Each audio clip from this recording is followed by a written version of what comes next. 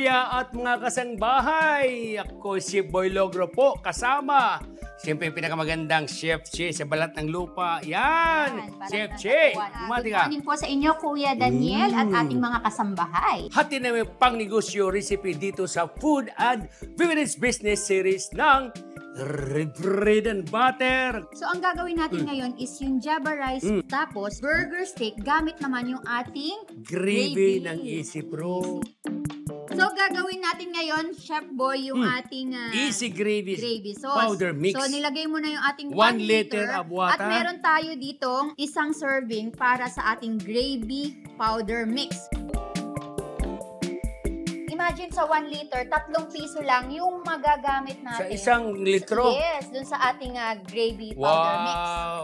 Habang inantay natin yung gravy kumukulo, reduction ng konti, sunod natin yung Java rice with burger steak. Alam mo, ang ganda ng ating gravy powder mix. Kasi pag nilagay mo siya sa water, hindi siya yung naglalams, walang buo-buo. Oo, ganyan so, ang lang. dali niyang tunawin. Ganda ng kulay, brown na brown, oh. So, habang iniintay natin yan, gagawin natin yung ating Java rice. Yes. So, I have 2 hands, the left and the right. My left is gravy, my right is oil. Oh, yan. Lagyan natin ng oil. Habang nakasalang yung ating gravy, papan-fry naman natin yung ating burger pan. Pagkatapos yan, ilagay itong mushroom. Kasi kapag nagluluto, pag may space pa, huwag mo sayangin, ilagay mo sa gilid. Kasi habang naluluto yung steak mo, luto na rin yung mushroom. Lagyan natin mamaya ng gravy dito. Alright. Luto na yan. Sit aside natin. Yung ating naman Java rice powder. Yes. Ito ay nagko-cost ng 155 yung isang pack natin. Oo. So ito ay nakakapag-serve, parang isang serving niya is 5 pesos lang. Mantika lang nilagay natin, ha? For making kasi ng Java rice, ang dami. May anato oil pa, meron pa sila nilalagay na salt and pepper, mga spices, diba? So ito is yung ating Java rice powder mix lang. Tsaka konting oil. Yun na. Ang bilis. Ang bilis lang talaga, oh. Yes. And a good thing, our Java rice powder mix is pwede siyang isama sa sinasaing, sa rice cooker. Ganyan, pwede siyang isama or sa mga steamer. Tama. Pwede rin yung ating diretso. pan-fry. Halimbawa po, ilagay mo sa rice cooker, lagay mo, pag kayo nilagay mo ng tubig, ilagay mo na yung powder ng ating Java rice, you have a beautiful Java rice na niluto natin sa kaldero. Uy, ang ganda na ng kulay. Ang ganda ng color niya, no? Kasi minsan, yun nga, madalas kinakain natin sa mga labas, Chef Boy, parang food coloring na lang. Yes. Walang lasa yung Java rice. Unlike nung ating Java rice powder mix, talagang may lasa. Talaga, kahit nga walang ulam kainin mo talaga may flavor na. Mostly, ginagamit kasi itong mga to sa mga sizzlers, ng mga business na mga nagsisizzle. Naman! Diba? So, ito, napaka-perfect ng color at saka ng flavor niya. Okay, luto na! Okay. Okay, di ba? Tapos, ang gagawin natin, alam mo, pagpalitin natin ngayon ganyan. Okay. Alright? Palagyan mo ngayon ng gravy. Ayun, oh! Ako, lagyan natin dito para malakas mag-fine dining. So, hindi na talaga mamumblema yung mga restaurant paggawa ng ating mga gravy sauces and Java rice. Kasi using our brand, napaka-easy talaga na i-prepare at yun nga, nagkakaroon sila nung sa time management na kukonsume nila, maikli na lang. Hindi na para magpakulo pa na napakadaming ingredients That's in right. our gravy, diba? Oh, iligay ko lang dito sa gilid. Ganyan, ang ganda naman. Tapos, yung ating burger stick, ilagay natin sa ibabaw. Ayan ang ating Java rice with burger steak na may gravy sauce na kasama.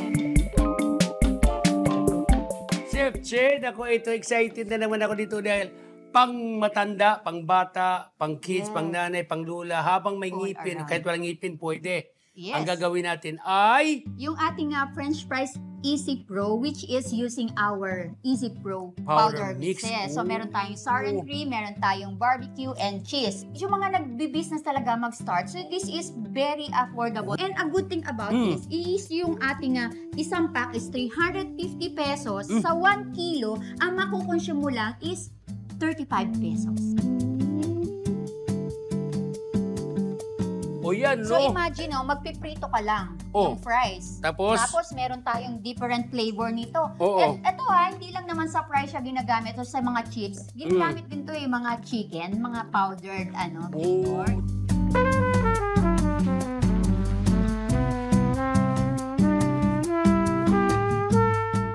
Alisin lang muna natin yung excess oil. Lagay natin. Ilagay lang natin. Ito lang po, ganyan lang. 100 grams lang to ha. So itong mamimili ka ng mga ano dito flavor mo So yung gagamitin natin is cheese. You can do the shake. Shake. Yan. So, nakita mo ang bilis niya na-coat yung ating fries. So, imagine, meron tayong mga ganitong klase ng pwedeng pagkabuhayan, no? Kung mag-start ka ng business, even sa mga restaurants or hotel, hindi na sila mamumblema na gagawin all from scratch yung kanilang mga ingredients. Alam mo na, amoy ko talaga, amoy. Keso na keso talaga Kesong-keso talaga siya. So, we have barbecue, sour cream, and yung ginawa namin ni Chef Boy is yung cheese flavor. Ayan, mga ka-easy, ang ating french fries. 20 servings pa yung ginawa natin na pang 1 kilo. 20 serving, no? Opo. So, ang ano mo nun sa 1 kilo is meron siyang 39 pesos na food cost. Is RP. So, sa isang kilo, diba? pwede mo ibenta na 780 pesos, 1 kilo. So, double-double ang kita mo. Sobra pa sa doble. And thank you for joining us. We hope you love our cooking session today and feel inspired to try our Easy Pro powder mixes for your dishes and have a wonderful day at the kitchen. Tandaan, Easy will elevate your meals made for restaurants. Talaga kasing easy lang to our entrepreneurs. We wish you luck.